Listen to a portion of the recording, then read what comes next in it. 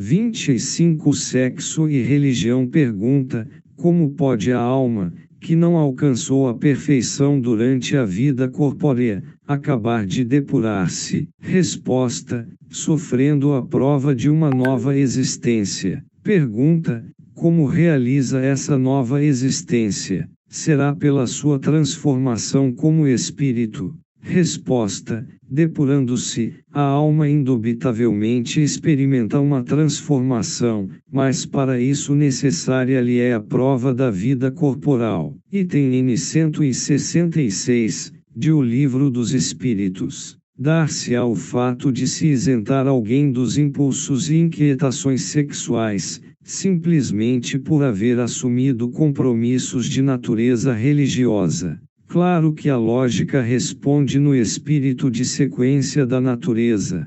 A criatura que abraça encargos dessa ordem está procurando ou aceitando para si mesma aguilhões regeneradores ou educativos, de vez que ordenações e providências de caráter externo não transfiguram milagrosamente o mundo íntimo. As realizações da fé, por isso mesmo, se concretizam à base de porfiadas lutas da alma, de si para consigo. Ninguém se burila de um dia para outro. De que modo alienar condições inerentes à própria vida do espírito, acalentadas, no curso das iras, tão somente em função de afirmativas verbais? E entendendo-se que as leis do universo não destroem o instinto, mas transformam-no em razão e angelitude, na passagem dos ivos, pelos mecanismos da sublimação, de que forma exigir a extinção dos estímulos genésicos em alguém,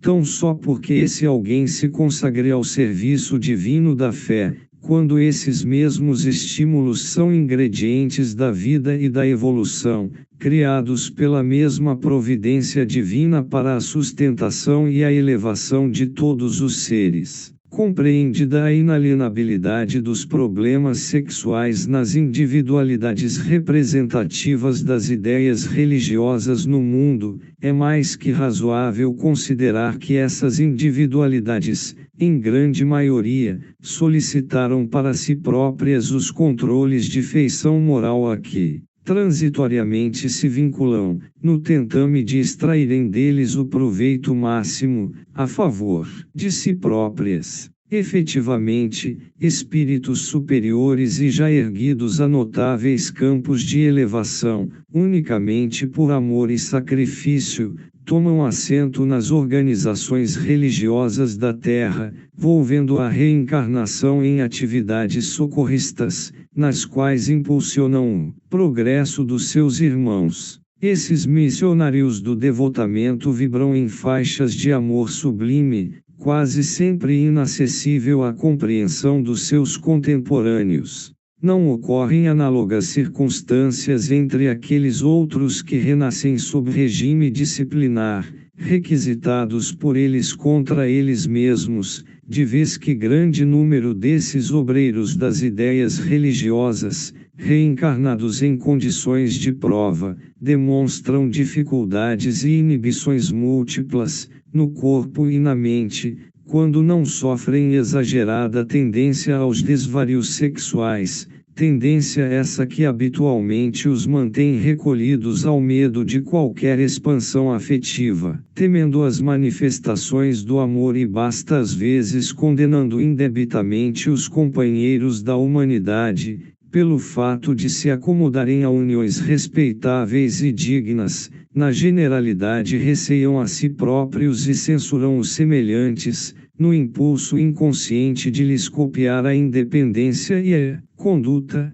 Daí surgem os incidentes menos felizes quantas vezes, em que vemos expositores ardentes e apaixonados, dessa ou daquela ideia religiosa, tombando em experiências emotivas, muito mais complicadas e deploráveis do que aquelas outras que eles próprios reprovavam no caminho e na vida dos companheiros. Aliás, registre-se que o fenômeno é mais que justo, porquanto, aceitando os distintivos de determinada seara religiosa, o espírito impõe a si mesmo um fator de frenagem e autopoliciamento, sem que as marcas exteriores de fé signifiquem mais que um convite ou um desafio a que se aperfeiçoe, de acordo com os princípios de acrisolamento que abraça. Instruções religiosas exteriores não alteram, de improviso, os impulsos do coração, conquanto se erijam em fortaleza de luz, amparando a criatura que a elas se acolhe para o serviço de autoaprimoramento.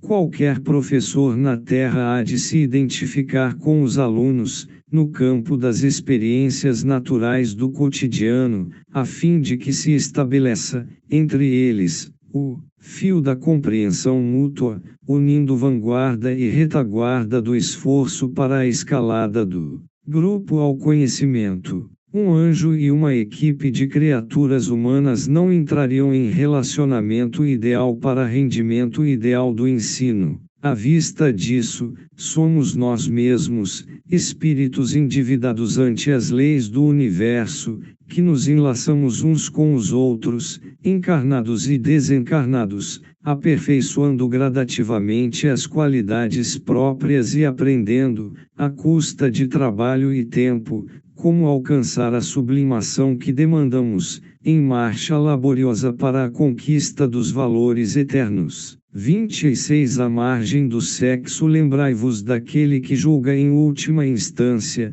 que vê os movimentos íntimos de cada coração e que, por conseguinte, desculpa muitas vezes as faltas que censurais, ou reprova o que relevais, porque conhece o móvel de todos os atos. Lembrai-vos de que vós, que clamais em altas vozes anátema, tereis, quiçá, cometido faltas mais graves. Do item 16, do Capitã X, de O Evangelho segundo o Espiritismo. Companheiros da Terra, à frente de todas as complicações e problemas do sexo, abstende-vos de censura e condenação. Todos nós, os espíritos em aperfeiçoamento nos climas do planeta, estamos emergindo de passado multimilenar, em que as tramas da alma se entreteciam em labirintos de sombra, para que as bênçãos do aprendizado se nos fixassem no espírito. Ainda assim, achamo-nos todos muito longe da meta por alcançar. Se alguém vos parece cair, sob enganos do sentimento, silenciai e esperai. Se alguém se vos afigura tombar em delinquência, por desvarios do coração, esperai e silenciai. Sobretudo, compadeçamo-nos uns dos outros, porque, por enquanto, nenhum de nós consegue conhecer-se tão exatamente, a ponto de saber hoje qual o tamanho da experiência afetiva que nos aguarda amanhã. Calai os vossos possíveis libelos, ante as supostas culpas alheias, porquanto nenhum de nós, por agora, é capaz de medir a parte de responsabilidade que nos compete a cada um nas irreflexões e desequilíbrios dos outros. Somos todos peças integrantes de uma só família, operando em dois mundos, simultaneamente, aquele das inteligências corporificadas no plano físico e aquele outro das inteligências desencarnadas que se domiciliam nas regiões da mesma terra que habitais, disputando convosco, tanto quanto igualmente entre si, a aquisição de recursos substanciais da evolução. Não dispomos de recursos para examinar as consciências alheias e cada um de nós, ante a sabedoria divina, é um caso particular, em matéria de amor, reclamando compreensão. À vista disso, muitos de nossos erros imaginários no mundo são caminhos certos para o bem, ao passo que muitos de nossos acertos hipotéticos são trilhas para o mal de que nos desvencilharemos um dia. Abençoai e amai sempre. Diante de toda e qualquer desarmonia do mundo afetivo, seja com quem for e como for, colocai-vos, em pensamento, no lugar dos acusados, analisando as vossas tendências mais íntimas e, Após verificardes se estais em condições de censurar alguém, escutai, no âmago da consciência, o apelo inolvidável do Cristo: amai-vos uns aos outros, como eu vos amei. Fim.